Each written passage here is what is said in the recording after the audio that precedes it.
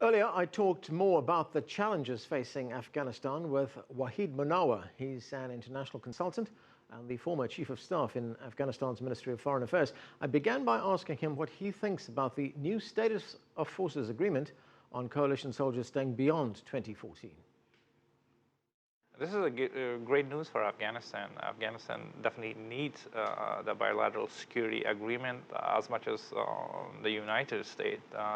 The Kabul government's prolonged existence depends on the bilateral security agreement. So I think this is a fantastic news. The numbers are still not clear how many troops will be staying, but it sends a right signal to the Afghan people who are preparing for elections, upcoming presidential elections in 2014. Okay, one of the numbers we're hearing is that it could be somewhere between 9,000 and 16,000 troops that will be left behind in Afghanistan. Question is, are Afghan troops capable of maintaining security? Because this is a pretty significant drawdown from 100,000 to between 9 and 16,000. There is no doubt that the reduction of number will create a lot of challenges. I think the Afghan National Army has already taking the lead to the battlefield. There are two provinces that they're doing the operation on themselves, and Logar province and in Nangarhar province, where the Afghan Air Force also joined the army to support that, to do the medevac. Do they need support from the international community? Of course they do. The Afghan National Army is an A+? Of course it is not. It took 12 years for the army to find its rhythm, to find its cohesion, but they're popular in taking the fight to the Taliban, and then their success has been cheered by a lot of Afghans. Another alarming figure was that the civilian casualty rate has been going up. A UN report says it went up in the first half of 2013 by something like 14% in the number of people who died, and about 28% in the number of people who've been wounded. That's quite unfortunate. It shows also the change in the dynamic of war, that the Taliban cannot really go on the battlefield and fight the Americans, fight the Afghan National Army. They are doing a lot of violence to the civilians.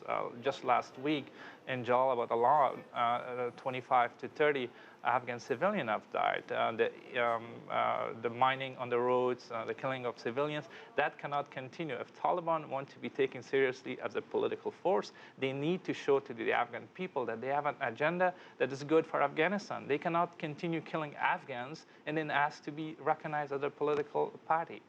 You know, there are major political differences, or there were major political differences between President Obama and President Karzai in the run-up to this agreement. In fact, this agreement stalled for a long time, and a large part of that was because of this bungled opening of the Taliban office in Doha. President Karzai was not pleased about that at all and felt that the Americans were not supporting him. Do you think the political differences are now in the past? It's quite difficult. I think both presidents, they have their own challenges, they have their own views.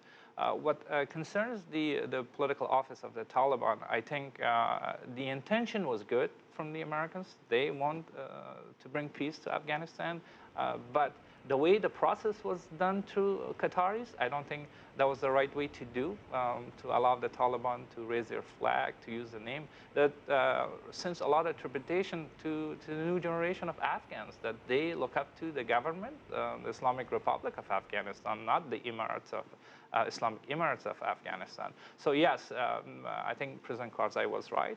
By the same token, President Obama is also right, because there's a lot of frustration about this bilateral security agreement. It took forever to find a milieu that they could agree on. President needs to see that on the paper. What are the laws that will apply to the American soldiers staying behind 2014? So they both had a point. I hope they could find a way to... Well, the Americans also threw in the zero option at one point. No troops at all. I don't think... Did anybody take that seriously? No, I think the zero option has always been there. I think it has been exercised in Iraq, and we see that Iraq is falling apart. I don't think in terms of whether it was taken seriously for Afghanistan. No, yes, right. It was used as a tool to pressure Kabul government, but I don't think it was a serious or practical policy. I think President Obama wants to see this thing succeed. Okay, so we're going to have to leave it there. Thanks for joining us. Thank you.